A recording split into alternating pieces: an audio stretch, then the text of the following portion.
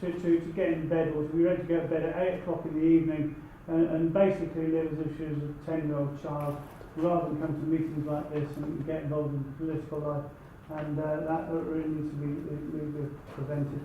But we need to unionise the workers in domiciliary care. That's one of the major issues. And Unite, I belong to Unite, we had a national social care combine only 2 weeks ago, and the absolute necessity is to unionise these very low paid, very badly represented, very poorly trained workers who are the absolute backbone of social care.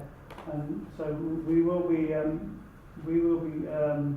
coming out with a major proposal as Unite over the next few months to try and unionise these cases. It might well mean just having half a dozen of pieces of literature that you hand to people who you know having social care. We need to reach these people are very hard to reach. Okay. Thank you. Point of order, Chair. Point of order. I think you were questions, not statements.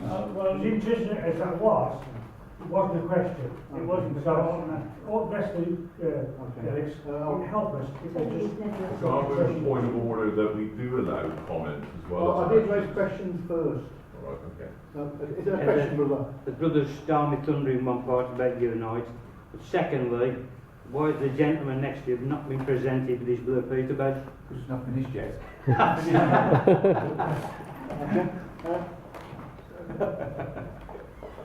Did you arrange it?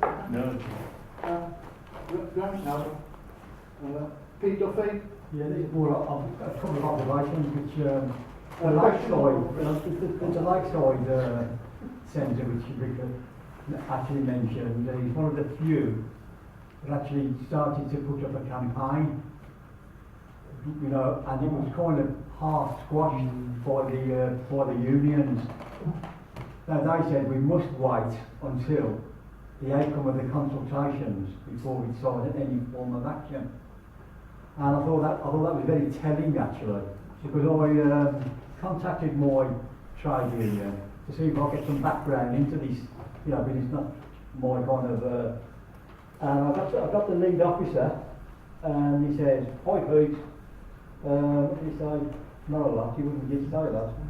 "Hi Pete, a report is due to go to the cabinet on the 24th of October, which will set out the outcomes of the consultation surrounding the children's centres and the outcomes of the public consultation." And that was it.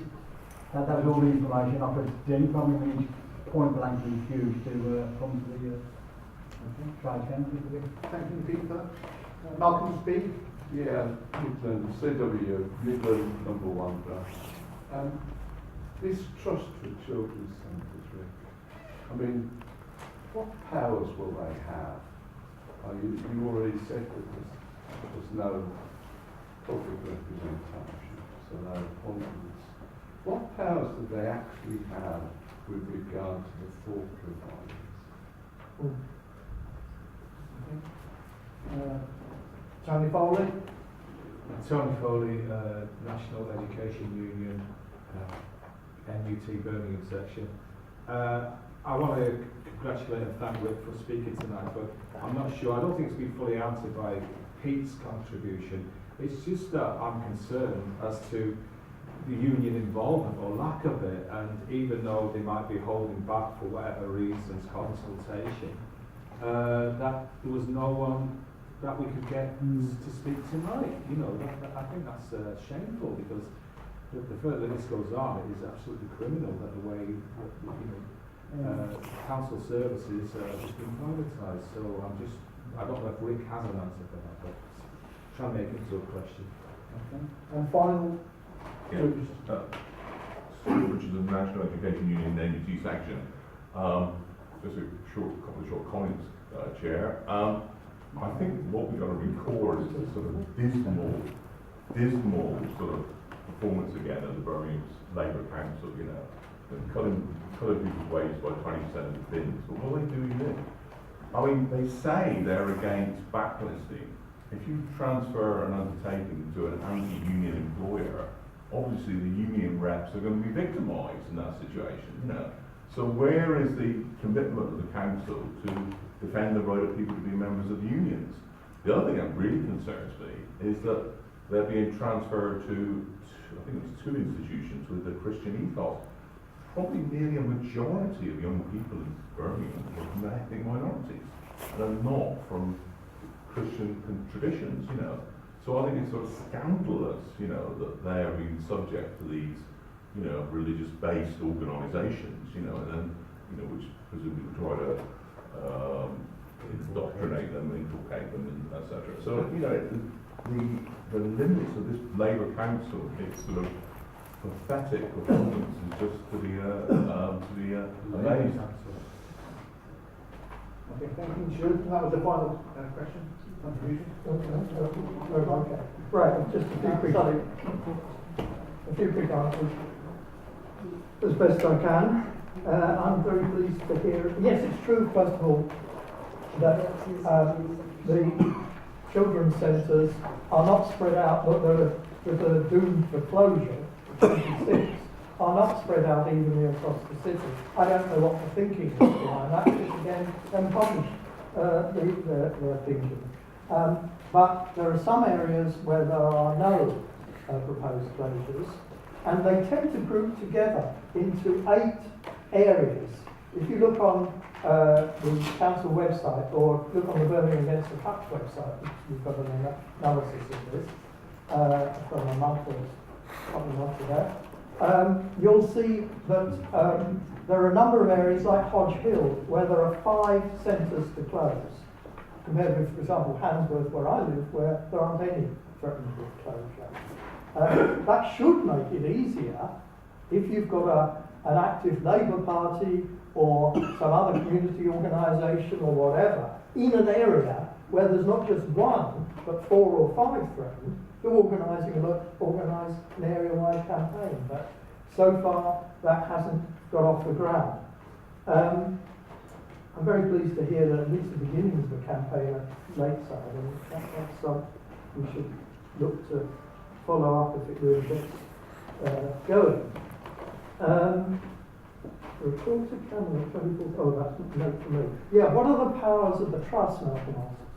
Well, the short answer is I don't know, because they haven't been published. But it's a 5-year contract for these 4 providing organisations. But it can be revised during the 5 years, one way or another. And that's very important. You don't want to give them a blank cheque for 5 years and then tell them to come back in 5 years' time. So again, the question of scrutiny and accountability is absolutely vital, that they're not left assessing themselves in terms of quality.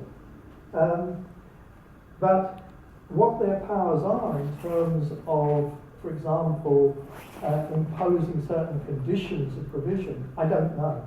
And again, that's one of the key things we have to find out. What do we want that the council to demand in terms of provision, and what are the capabilities of those 4 organisations to deliver it? And that's why the question of public scrutiny, particularly about the parents and communities most closely involved, is so important. And then a question from Stuart, not a question mark, but I think it was do you agree with me with a question? And of course, it was like, I just wanted to know. Stuart raised the question of a dismal Labour council, and of course he does that at every meeting, so and of course he's absolutely right. It is pathetic from the part of the Labour council. I would just say though on the Christian issue that we need to be sensitive to this. The fact is, I mean, I'd rather all provision was secular, but it isn't. And there are many primary schools in the city where the vast majority of kids come from Muslim backgrounds. And parents are happy with the arrangement that there is, that the people who run it, and in fact it's generally just the senior management, may have a Christian commitment, but they're sensitive in how they do that. I can also point you to schools which blast kids with the Bible message all the time. So we just need to make a judgment about this when we found out more about just what does the Christian ethos of two of those providers mean in practice, and how do parents who don't share that faith feel about it.